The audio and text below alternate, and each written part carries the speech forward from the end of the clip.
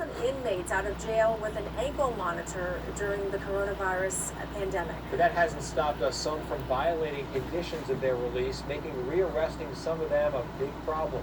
Natasha Robin explains. Since the COVID-19 pandemic, the city's jail population decreased from more than 1,000 inmates in March to just under 800 today.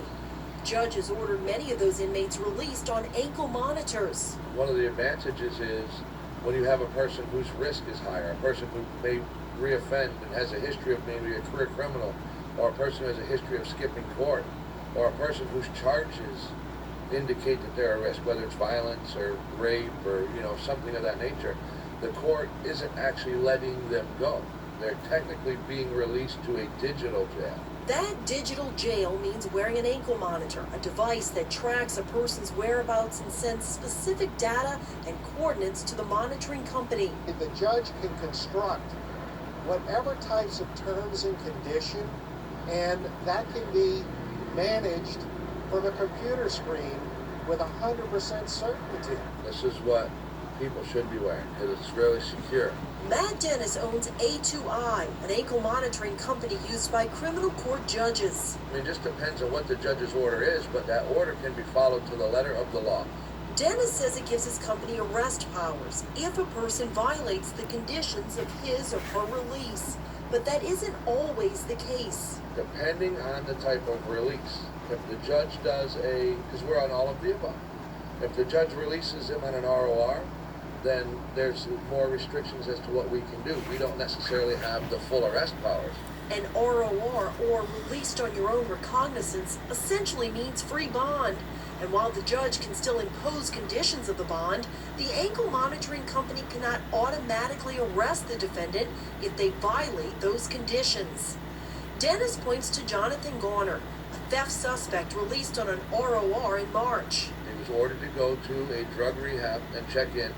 He did not do that. He was ordered to stay home. He did not do that.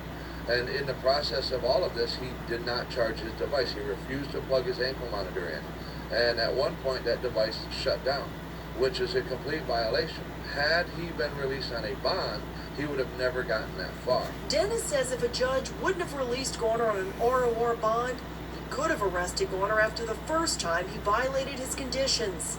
Instead, Dennis had to reach out to a judge, present the evidence, and get an arrest warrant. We were still able to go to him and interject and meet the guy and get him to plug in, all while working with the judge over email and on the phone to get a warrant issued. So we got the same end. He still went back to jail.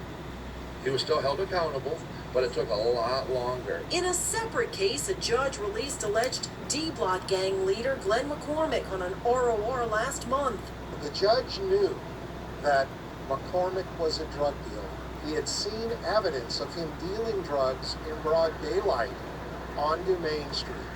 And the judge's justification for releasing McCormick on an ROR bond was he didn't want him to contract the virus. Judge Darrell Durbin placed McCormick on an ankle monitor but didn't impose house arrest, only a 7 p.m. to 7 a.m. curfew.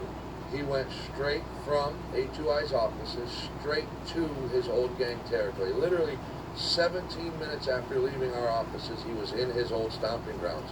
But he was completely compliant with the court's order. He was allowed to be there. Nothing said you couldn't go there. 4 days later, he was dead. Someone gunned down McCormick on the corner of Dumaine and North Broad. Had he been released to a bond with home incarceration, he would have been in jail instead of dead. Judge Dermody released another alleged D-Block gang member, Johnny Johnson, on an ROR with the same bond conditions as McCormick. And just so everybody in the criminal justice system understands, his dot was 1 block away at the time of the murder. We brought that to the attention of the criminal justice system, and the DA asked for a hearing and received a hearing where the conditions were changed to 24-hour lockdown. Raphael Goeneche of the Metropolitan Crime Commission says ankle monitoring is a great way to supervise released defendants. But the conditions and the type of release are extremely important. Dennis agrees. Well, the conditions set the parameters of the supervision.